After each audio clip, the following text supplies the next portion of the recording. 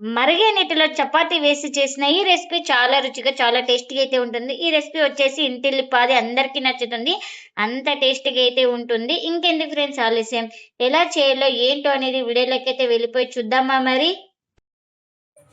నేను ఇక్కడ ముందుగా ఒక 2 కప్పులు గోధుమ పిండి అయితే తీసుకొని కొంచెం సాల్ట్, ఆయిల్ వేసుకొని పిండి అయితే నానబెట్టేసుకున్నానండి.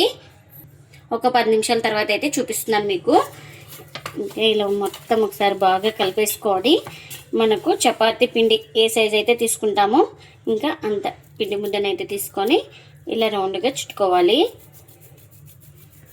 ఇంకా ఇలా ఉండలు చుట్టుకొని ఒక ప్లేట్లోకి అయితే తీసుకోవాలి. ఇంకెన్నైతే అన్నీ ఇలా చేసి పెట్టుకోవాలి.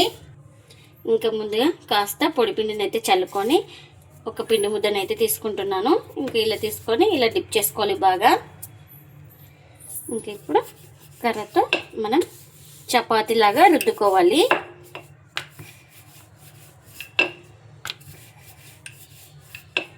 ఇంకా చూడండి ఈ విధంగా అయితే రుద్దుకున్నాను. ఇలా రుద్దుకున్న దాన్ని ఒక ప్లేట్లోకి అయితే తీసుకుంటున్నా.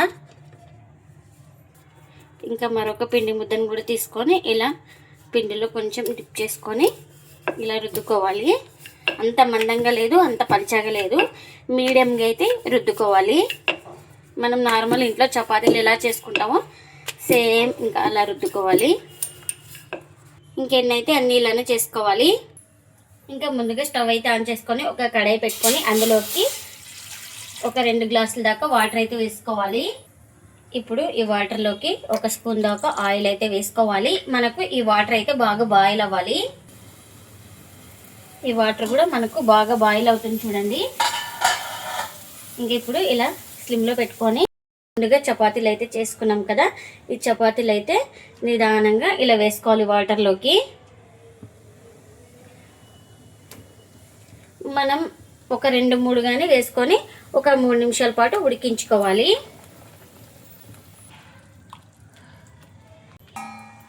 చూడండి ఒక 3 నిమిషాలు ఉడికించుకున్న తర్వాత ఇంకా ఇప్పుడు నిదానంగా ఇలా పెద్ద గరిటె తీసుకొని ఇలా తీసుకోవాలి. ఇంకా ఇలా మొత్తం తీసేసుకున్నాను. వీటిని అయితే పూర్తిగా చల్లారివ్వాలి. ఇంకా మిగిలిన వాటిని కూడా ఇలా నిదానంగా వేసుకోవాలి. మనకు ఇదైతే ఉడికిందండి. ఎన్ని అయితే అన్ని ఇలానే చేసుకోవాలి. మీరు కావాలంటే ఒక్కొక్కటైనా ఉడికించుకోవచ్చు, లేదంటే ఒక 2-3 కానీ ఉడికించుకోవచ్చు. ఇంకా చల్లారిన తర్వాత అయితే ఇంకా తీసుకున్నానండి. ఇంకా ఇప్పుడు వీటిని ఇలా చిన్న చిన్నగా కట్ చేసుకోవాలి. నేను ఇక్కడ చూపిస్తున్నాను చూడండి. ఈ విధంగా అయితే ఉండాలి. ఇలా మనకు ఇంకా మనకు పెద్ద సైజ్ అనిపిస్తే అందులో హాఫ్ అయితే కట్ చేసుకోవాలి. మళ్ళీ ఇంకా ఇలా పెద్దగా అయితే కాబట్టి ఇలా హాఫ్.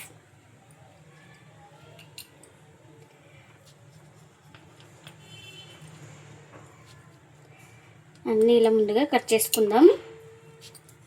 ఒక 3 చపాతీలు కానీ 2 చపాతీలు కానీ పెట్టుకొని ఇలా కట్ చేసుకోవాలి, ఒకటి మీద ఒకటి. ఇంక ఇప్పుడు వీటిని ఇలా నూడిల్స్ టైప్ అన్నమాట ఇలా అన్నీ విడదీసుకోవాలి. చూడండి ఇలా ఇలా అన్నీ విడదీసుకొని మనం రెడీగా పెట్టుకోవాలి. ఏం అతుక్కోదు చూడండి. ఆయిల్ వేసుకుంటే మనం ఉడికించుకునేటప్పుడు ఏం అతుక్కోదు. ఇంకా ఎన్నైతే అన్నీ ఇలా కట్ చేసి పక్కన పెట్టేసుకోవాలి. ఇంకా నేను ఒక కడాయిలో ఒక 2 స్పూన్ల దాకా ఆయిల్ అయితే వేసుకున్నాను. ఆయిల్ కూడా హీట్ అయింది. ఇంకా ముందుగా ఇప్పుడు ఇందులోకి జీలకర్ర ఆవాలు అయితే వేసుకోవాలి కాస్త. ఇంకా అలాగే ఇలా పొడవుగా కట్ చేసుకున్న క్యారెట్ ముక్కలు కూడా వేసుకోవాలి. ఇంకా తర్వాత పొడవుగా కట్ చేసుకున్న ఆనియన్స్, మిర్చిని కూడా వేసుకుంటున్నా. ఇంకా మనం వీటిని ఒక 70% అయితే బాగా ఫ్రై చేసుకోవాలి. ఇంకా ఇలా ఒక 70% ఉడికిన తర్వాత ఇందులోకి కాస్త కరివేపాకును కూడా వేసుకోవాలి. అలాగే ఒక 1/2 టీ స్పూన్ దాకా అల్లం వెల్లుల్లి పేస్ట్ కూడా వేసుకోవాలి. ఇంకా రుచికి తగినంత సాల్ట్ని కూడా వేసుకుంటున్నా. ఇంకా మనం ఒకసారి ఇలా బాగా కలుపుకొని అల్లం వెల్లుల్లి పేస్ట్ పచ్చివాసన పోయే వరకు అయితే ఫ్రై చేసుకోవాలి. ఇంకా అలాగే ఒక స్పూన్ అంతా కారం కూడా వేసుకోవాలి. మిర్చి వేస్తున్నాం కాబట్టి చూసి వేసుకోవాలి. ఇంకా ఇందులోకి టమాటా సాస్ కూడా వేసుకోవాలి, ఒక 2 స్పూన్ల దాకా. మీరు కావాలంటే ఇష్టం ఉన్న వాళ్ళు గ్రీన్ సాస్ అలాగే సోయా సాస్ కూడా వేసుకోవచ్చు. ఇంకా నేను ఇక్కడ టమాటా సాస్ ఒకటే ఉంది కాబట్టి ఇంకా టమాటా సాస్ ఒకటే వేసుకున్నాను. ఇంకా కారం టమోటా సాస్ వేసుకొని ఇలా బాగా కలిపేసుకోవాలి. ఇంకా మొత్తం ఒకసారి ఇలా బాగా కలిపేసుకున్న తర్వాత ఇంకా ఇలా చిన్నగా కట్ చేసుకున్నాం కదా, ఈ నూడిల్స్ని అయితే వేసుకోవాలి. ఇంకా మనం ఇలా మొత్తం వేసేసుకున్న తర్వాత ఇలా 2 స్పూన్లతోటి ఇలా బాగా కలిపేసుకోవాలి. ఇంకా అంతా తాలింపు పట్టేలాగా ఈ నూడిల్స్కి బాగా ఇలా కలుపుకోవాలి. ఇలా కలిపేసుకున్న తర్వాత మనం ఐ ఫ్లేమ్లోనే 1 నిమిషం పాటు స్టీమ్ చేసుకోవాలి. మనకి నూడిల్స్ కానీ గోబీ కానీ ఐ ఫ్లేమ్లోనే ఇలా మొత్తం చేసేసుకోవాలి. అప్పుడే మనకు ఫ్లేవర్స్ అనేది బాగా పడతాయి వీటికి.